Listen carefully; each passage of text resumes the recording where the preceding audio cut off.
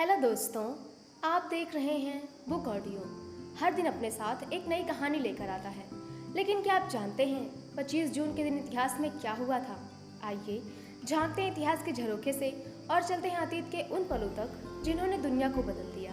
भारतीय लोकतंत्र के इतिहास में 25 जून 1975 का दिन एक ऐसा अध्याय है जिसे आज भी भारतीय गणराज्य की सबसे अंधेरी रात कहा जाता है। इस दिन प्रधानमंत्री इंदिरा गांधी ने देश में आपातकालीन घोषित किया था। एक ऐसा फैसला जिसने भारत के संवैधानिक ढांचे, नागरिक स्वतंत्रताओं और राजनीतिक वातावरण को पूरी तरह झकझोर कर रख दिया। इस फैसले की पृष्ठभूमि 1971 में हुए लोकसभा चुनाव से शुरू होती है, जब इंदिरा गांधी ने रायबरेली से भारी बहुमत जीत दर्ज की। लेकिन पराजित प्रत्याशी राजनारायण ने उन पर चुनाव में सरकारी मशीनरी के दुरुपयोग का आरोप लगाया और मामला इलाहाबाद हाई कोर्ट पहुंच गया। 12 जून 1975 को कोर्ट ने इंदिरा गांधी को दोषी ठहराते हुए उनका चुनाव रद्द कर दिया और 6 साल तक चुनाव न लड़ने की सजा भी सुनाई। इस फैसले से इंदिरा गांधी की प्रधानमंत्री कुर्सी खतरे में पड़ गई। उधर लोक नायक जयप्रकाश नारायण के नेतृत्व में पूरा विपक्ष एकजुट होकर इंदिरा गांधी से इस्तीफे की मांग करने लगा। 25 जून की शाम रामलीला मैदान में जेपी ने हुंकार भरी, सिंहासन खाली करो कि जनता आती है। और इसी रात इंदिरा गांधी राष्ट्रपति भवन पहुंची। उन्होंने